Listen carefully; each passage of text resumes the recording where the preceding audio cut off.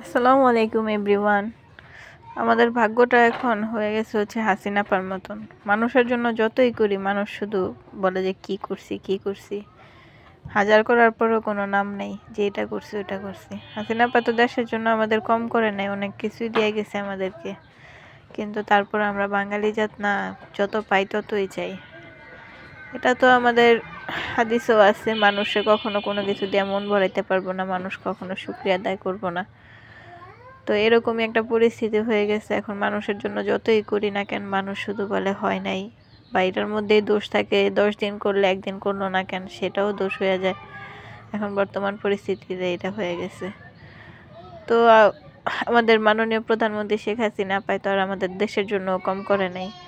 এখন রাস্তায় বের হইলে দেখা যায় উনি আমাদের জন্য কত কি করছে, অনেক কিছুই করছে যেটা এখন বলা শেষ করা যাবে না। কিন্তু এখন আমরা বাঙালি জাত, তো আমরা তো আর বুঝি না, আমরা তো বলি খালি কি করছে কি করছে।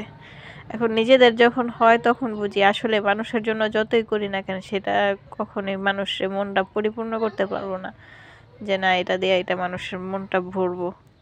যতই করবেন বলবো কি করছে, আর ওই করার মধ্যে দোষ ধরবো এভাবে কেন করলো।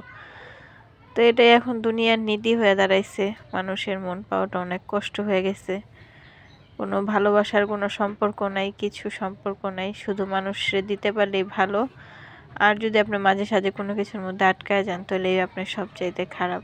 এখনকার বর্তমান পরিস্থিতি এটা আছে। যাক, আমরা এখন কি আর দোষ দেব, এটা আমাদের হাদিস কোরআনে আছে যে মানুষে যতই করা হইব, মানুষ যতই পাইব ততই চাইব, এটাই হচ্ছে নিয়ম।